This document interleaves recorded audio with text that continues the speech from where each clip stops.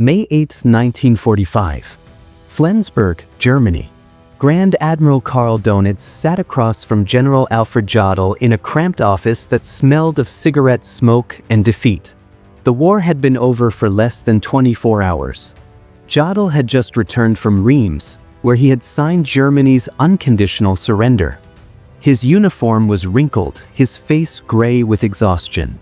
For the past week, German officers had been receiving reports from captured territories, intelligence summaries, production figures from Allied sources. The numbers seemed impossible. Jodl placed a folder on the desk. Inside were American aircraft production statistics.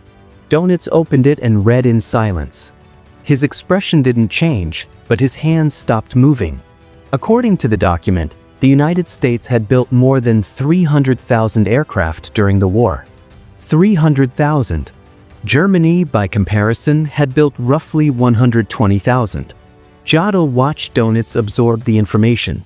Then the Admiral said something that captured what many German commanders were thinking in those final days. He said they had been fighting an enemy whose industrial capacity they had fundamentally misunderstood. They hadn't lost because of tactics or courage. They had lost because they never had a chance. This is a story about miscalculation, denial, and the moment when Germany's best military minds finally confronted a truth they had ignored for years. If you want more deep dives into the decisions and delusions that shaped World War II, hit subscribe. We're building something special here. What German generals learned in 1945 wasn't just a number. It was proof that their entire strategic foundation had been built on a lie. For years, German intelligence had estimated American production capacity. They got it catastrophically wrong. And by the time they realized their mistake, the skies over Germany were filled with bombers they couldn't stop. To understand how Germany got it so wrong, you have to go back to the beginning and understand who was making these assessments. Hermann Göring, head of the Luftwaffe, was supposed to be Germany's expert on air power. He had been a fighter ace in World War I, a recipient of the Pour le Mérite, Germany's highest military honor. Hitler trusted him completely. But Göring had a fatal flaw. He believed what he wanted to believe, and he surrounded himself with people who told him what he wanted to hear.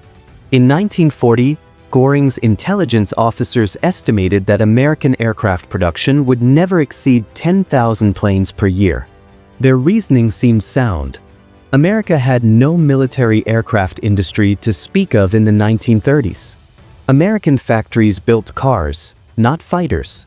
Converting automobile plants to aircraft production would take years, they argued, and Americans lacked the engineering skill and work discipline of German craftsmen. Göring agreed. He told Hitler that American production claims were propaganda, inflated numbers meant to intimidate Germany. Göring wasn't alone in this assessment. Many German officers shared his skepticism about American industrial power. They remembered World War I, when American entry had come late and American forces had relied heavily on French and British equipment. They believed Americans were soft, undisciplined, more interested in profit than sacrifice. Admiral Dönitz himself had said in 1942 that American shipbuilding claims were impossible, that no nation could build cargo ships and warships at the rate America was reporting. But there were some Germans who saw the danger clearly. Albert Speer, who became Minister of Armaments in 1942, understood industrial production better than most Nazi leaders. Speer had access to intelligence reports that Göring dismissed. He saw photographs of American factories. He read intercepted communications.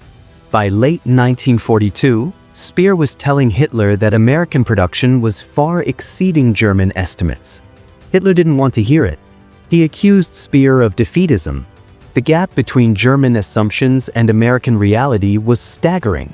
In 1942, while Göring's intelligence officers insisted America couldn't build more than 15,000 aircraft annually, American factories actually produced 47,836 planes.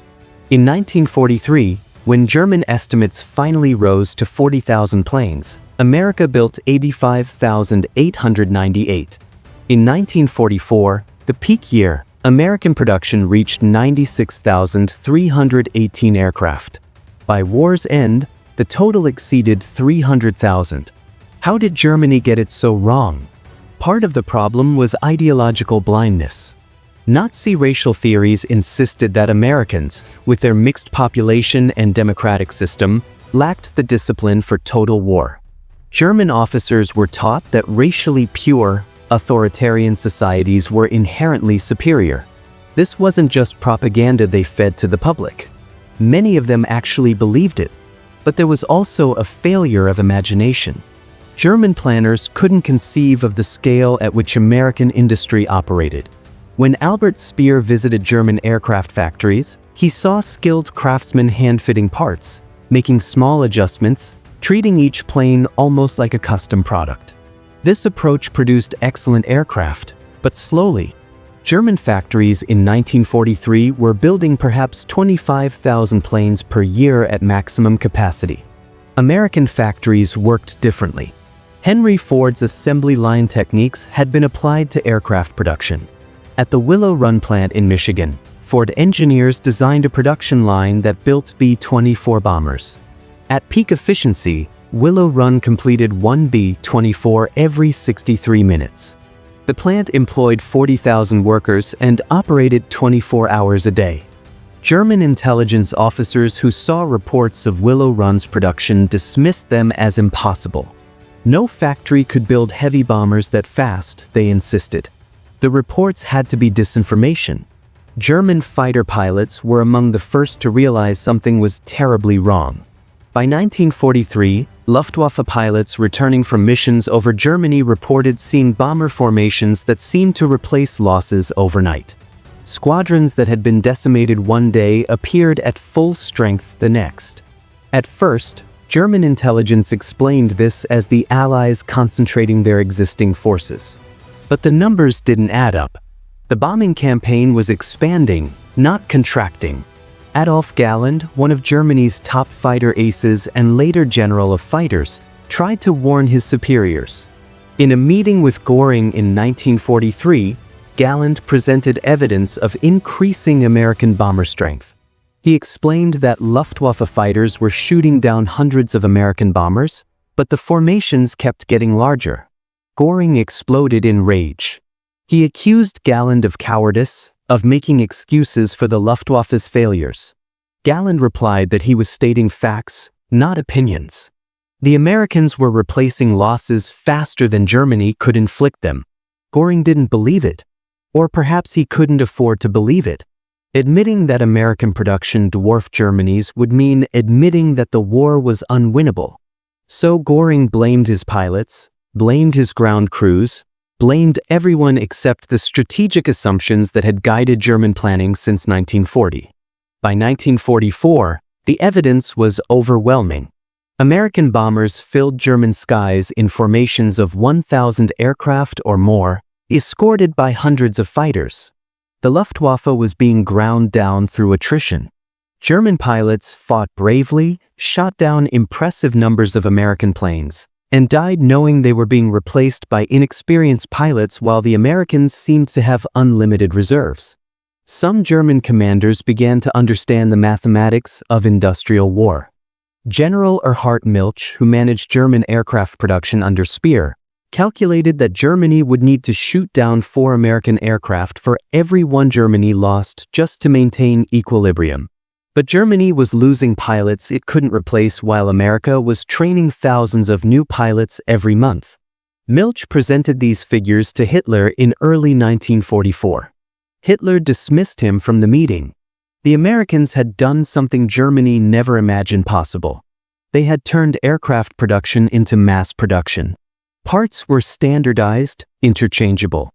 Workers were trained to perform specific tasks efficiently rather than master entire aircraft systems. Quality control was rigorous but fast. And the scale was breathtaking. By 1944, American factories were building more aircraft in 1 month than Germany built in an entire year. This wasn't just about bombers. American factories produced fighters, transport planes, reconnaissance aircraft, trainers, and naval aviation in quantities that seemed unlimited. When German forces destroyed American aircraft on Pacific Islands or Mediterranean airfields, those aircraft were replaced within days. Luftwaffe intelligence officers who compiled these reports struggled to believe their own numbers. There's a documented exchange from early 1945 that captures German disbelief. A Luftwaffe intelligence officer presented production estimates to his commanding officer. The officer looked at the numbers and said they had to be wrong. Nobody could build that many planes. The intelligence officer replied that the estimates were conservative, that actual American production was probably higher. The commanding officer asked how Germany was supposed to fight an enemy like that. The intelligence officer had no answer. When the war ended and German officers gained access to actual American production figures, the reaction was a mixture of shock and resignation. Jodl, who had coordinated German military strategy, later told Allied interrogators that Germany had based its war plans on fundamentally flawed assumptions about Allied industrial capacity.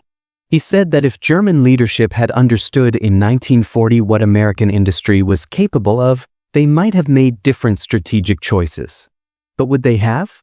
That's the question historians still debate. Germany's leadership was driven by ideology as much as strategic calculation. Hitler believed in willpower, in the superiority of the German fighting spirit. He thought industrial production mattered less than racial purity and fanatical determination. When presented with evidence that contradicted these beliefs, he rejected the evidence. Goring's failure was more personal. He had built his reputation on understanding air power. Admitting that he had catastrophically underestimated American aircraft production would have meant admitting that his entire strategic vision was wrong. So he didn't admit it. He blamed subordinates, blamed Allied propaganda, blamed everything except his own judgment. By 1945, Goering had become irrelevant, sidelined by Hitler and ignored by other German commanders. The human cost of this miscalculation was staggering. German cities were reduced to rubble by bombers that German intelligence had insisted America couldn't build. The Luftwaffe lost tens of thousands of pilots fighting a battle of attrition it couldn't win. German civilians died in firestorms created by incendiary bombs dropped from aircraft that Goering had promised would never reach Germany. And the strategic impact shaped the entire war. By 1944, Germany was devoting massive resources to air defense. Fighters that could have supported ground operations in Russia or France were instead defending German cities. Anti-aircraft guns that could have stopped Soviet tanks were pointing at the sky. Germany's best remaining pilots were dying over their own territory instead of winning air superiority over battlefields. Some German officers, after the war, reflected on what the production disparity revealed about their own thinking. They had understood warfare as an art, a contest of skill and courage. They had studied Clausewitz and Napoleon, great commanders who won through tactical brilliance and strategic vision. What they hadn't fully grasped was that modern warfare had become industrial. Tactics still mattered, but production capacity mattered more. The Americans understood this intuitively. American strategic planning started with production numbers. How many ships could we build? How many planes? How many tanks? Once they knew their industrial capacity, they built strategy around it. They could afford to accept losses that would cripple other nations because they knew those losses would be replaced. It was a fundamentally different approach to warfare, and Germany never adapted to it. So when Dönitz sat in that office in May 1945, reading production figures that confirmed Germany had been fighting a war it couldn't win, he was confronting more than numbers. He was confronting the failure of German strategic thinking at the highest levels. The courage of German soldiers, the skill of German pilots, the tactical brilliance of German commanders, none of it had been enough to overcome the simple fact that America could build planes faster than Germany could shoot them down. After the war, Alfred Jodl was asked at Nuremberg what single factor had most contributed to Germany's defeat. He mentioned many things: the two-front war, the failure to capture Moscow, the entry of the United States. But he kept returning to one point. Germany had underestimated its enemies, he said. Not their courage or skill, but their capacity.